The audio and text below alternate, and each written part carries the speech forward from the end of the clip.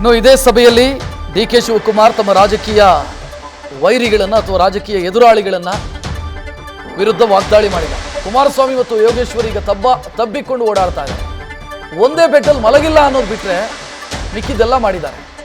ಈಗ ನಿಮ್ಮನ್ನೆಲ್ಲ ಬಿಟ್ಟು ಯೋಗೇಶ್ವರ್ HDK ತಬ್ಕೊಂಡಿದ್ದಾರೆ ಅಂತ ಚನ್ನಪಟ್ಟಣ ಕಾರ್ಯಕರ್ತರ ಸಭೆಯಲ್ಲಿ ಡಿ ಕೆ ಶಿವಕುಮಾರ್ ಮಾತನಾಡಿದ್ದಾರೆ. ಚನ್ನಪಟ್ಟಣ ರಾಮನಗರದಲ್ಲಿ HDKಗೆ ನೀವು ಅವಕಾಶ ಕೊಟ್ರಿ, ಅವರು ಅಧಿಕಾರದಲ್ಲಿದ್ದಾಗ ಕಾರ್ಯಕರ್ತರಿಗಾಗಿ ಏನು ಮಾಡಿದರು? ರಾಮನಗರ ಜಿಲ್ಲೆ ಆದಮೇಲೆ ಬಿಲ್ಡಿಂಗ್ ಮಾಡಿದ್ದು ಬಿಟ್ಟರೆ ಬೇರೆ ಏನಾಗಿದೆ ಅಂತ ಡಿ ಕೆ ಶಿವಕುಮಾರ್ ವಾಗ್ದಾಳಿ ಮಾಡಿದ್ದಾರೆ.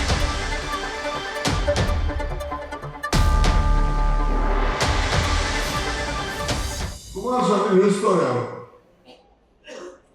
ನಾವು ಕುಮಾರಸ್ವಾಮಿ ನಿಲ್ಲಿಸ್ತವರು ಬಿಜೆಪಿಯವರು, ಯಡಿಯೂರಪ್ಪನವರು, ಯೋಗೇಶ್, ಅಶ್ವತ್ಥ ಎಲ್ಲ ಸೇರಿ ಅವರೆಲ್ಲ ಸೇರಿ ಅವ್ರು ಯಾವ್ಯಾವ ಪಾರ್ಟಿ ಲೀಡರ್ ಅವರೆಲ್ಲ ಲೀಡರ್ಗಳೆಲ್ಲ ಸೇರಿ ಇಳಿಸಿದ್ರು.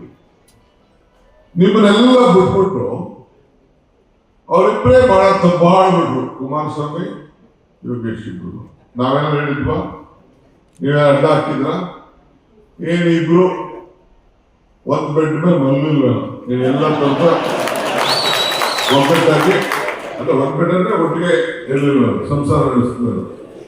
ನೀನೆಲ್ಲ ತರದ ಇಬ್ರು ಏನ್ ಆತ್ಮೀಯತೆ, ಡಿ ಕೆ ಸುರೇಶ್ನ ಸೋಲಿಸಲೇಬೇಕು, ಬೇರೆ ಮಾಡಲೇಬೇಕು, ನೀವು ನಿಲ್ಲಿಸಲೇಬೇಕು ಅಂತೇಳಿ ಪಾಪ ದೊಡ್ಡ ಹೋರಾಟನ ಮಾಡೋದು. ಆಯ್ತು, ನನಗೆ ಕುಮಾರಸ್ವಾಮಿ ಏನ್ ಮಾಡ್ತಾರೋ ಯೋಗೇಶ್ಗೆ ನಾನೀಗ ಮಾತಾಡಕ್ ಹೋಗುದಿಲ್ಲ.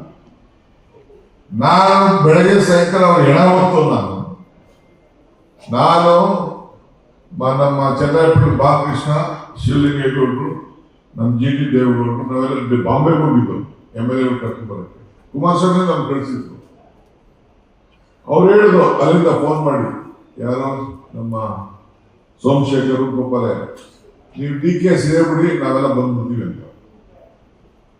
ಜಪ್ಪಯ್ಯ ಅಂದ್ರೂ ಬಾಯ್ ತೆಗೆದಿವಿ. ಇರ್ಲಿ, ಆಯ್ತು, ಸರ್ಕಾರ ಹೋಯ್ತು, ಅವರು ಬಿಜೆಪಿಯವರು ಸರ್ಕಾರ ಮಾಡಿದ್ರು. ಅವ್ರನ್ನೇ ಡೈಜೆಸ್ಟ್ ಮಾಡ್ಕೊಳ್ಳಿಲ್ಲ, ನನ್ ಡೈಜೆಸ್ಟ್ ಮಾಡ್ಕೊಳ್ತಾರೆ, ಅದು ಬೇರೆ ವಿಚಾರ.